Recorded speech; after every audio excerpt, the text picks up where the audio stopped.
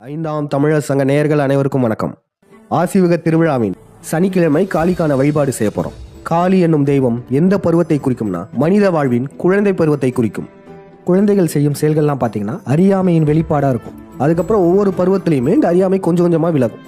எடுத்துக்காட்டுக்கு இந்த பச்சை நிறத்திற்கான பருவம் இருக்குல்ல, இது திருமணம் செஞ்சு குழந்தை பெறும் பருவம். இத்தனை நாட்களாக நமக்காக வாழ்ந்துட்டு இருந்தவங்க குழந்தை பிறந்ததுக்கு அப்புறம் குழந்தைக்காக வாழ ஆரம்பிப்போம், நம் பிள்ளைகளுக்காக உழைப்போம். அதுக்கப்புறம் இந்த வெள்ளை பருவம் இருக்குல்ல, இந்த பருவம் பார்த்தீங்கன்னா சமுதாயத்திற்காக வாழ ஆரம்பிப்போம், பொது நலத்தோட இருப்போம்.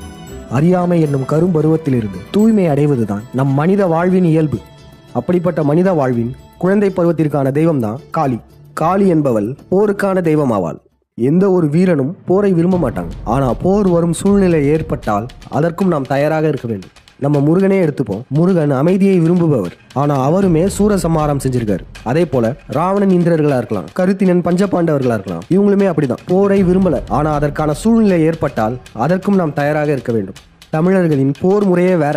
ஒரு நாடை கைப்பற்றோன்ற பேர்ல அந்த நாட்டு மக்களை அடிமைப்படுத்தி கொடுமைப்படுத்துறதெல்லாம் நம்மளுடைய போர் முறையே கிடையாது. இப்ப எடுத்துக்காட்டுக்கு ராஜராஜ சோழனை எடுத்துக்கோங்க. கடல் கடந்து போர் செய்து நாட்டை கைப்பற்றி இருப்பாங்க. காரணம், அந்த நாட்டு மன்னர்கள் கடல் கடந்து செய்யும் வணிகத்திற்கு இடையூறா இருந்திருப்பாங்க, தவறான வழியில சென்றிருப்பாங்க. அப்படிப்பட்ட நாடுகளை தான் நம் மன்னர்கள் போய் கைப்பற்றுறாங்க. கைப்பற்றினதுக்கு அப்புறமும் அந்த நாட்டில் உள்ள அதே மன்னருக்கு தான் மீண்டும் பதவி கொடுத்து அரசாட்சி செய்ய சொல்லுவாங்க.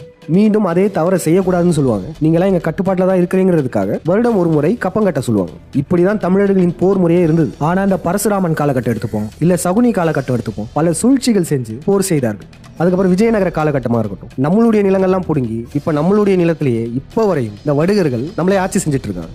அப்புறம் ஈழத்தில் எப்படி போர் நடந்ததுன்னு நம்ம எல்லாருக்குமே நல்லாவே தெரியும். இப்படிப்பட்ட போர் முறையெல்லாம் தமிழர்கள் செய்ய மாட்டோம். தமிழர்கள் அறத்தோடு போர் செய்வோம். அப்படிப்பட்ட போருக்கான தெய்வம் தான் காளி. காளிக்கு படையலாம் போர் ஆயுதங்களை வைக்கலாம், கத்தி வைக்கலாம், போர்க்கலை சம்பந்தப்பட்ட பொருட்களை வைக்கலாம், அப்புறம் சங்கு கூட வைக்கலாம். நம்ம ஆசிவக தெய்வமான காளிக்கு வழிபாட்டு பாடலை இசைத்து பூச்சொரிந்து தீபாராதனை செய்து காளியை வணங்கலாம். கடைசியாக காளியின் படையலை அனைவருக்கும் பகிர்ந்து உண்ணலாம். நம் 5ஆம் தமிழர் சங்கத்தில் காளிக்கான படையலாக கருப்பு கவுனி அரிசியில் செய்யப்பட்ட உணவு படையலாக வைத்து பரிமாறப்பட்டது. இப்ப நம்ம வழிபாட்டு பாடலை கேட்போம்.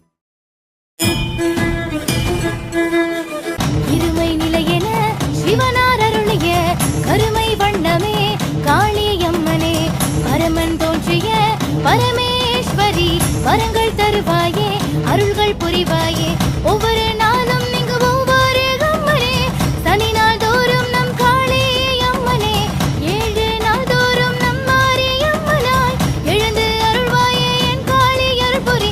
ஆணும் பெண்ணும் இருவருக்கும் 7 நிலை பருவம், 7 நிலை தெய்வம் இங்கு யாவருக்குமே. ஆணும் பெண்ணும் இருவருக்கும் 7 நிலை பருவம், 7 நிலை தெய்வம் இங்கு யாவருக்குமே. இந்த ஆசிவக திருவிழாவில் காளி வழிபாடு செய்யும் உலக தமிழர்கள் அனைவருக்கும் காளியின் அருள் கிடைக்கட்டும். நம்மளுமே 5ஆம் தமிழர் சங்கமுமே இந்த பிண்டாரிகளுக்கு எதிரான போர் தான் செஞ்சிட்டு இருக்கோம். 2000 ஆண்டுகளாக நம்மளை அடிமைப்படுத்தி கொண்டிருக்கும் இந்த பிண்டாரிகளுக்கு எதிரான போர். இந்த போர் அறவழி போர். நாம் தொடுக்கும் இந்த போரில் தமிழர்கள் அனைவருமே பங்கேற்க வேண்டும் என்று கேட்டுக்கொள்கிறோம். இந்த சத்திய யுகத்தில் நம் காளியின் அருளால் தமிழர்கள் இப்போரில் வெற்றி பெறுவோம்.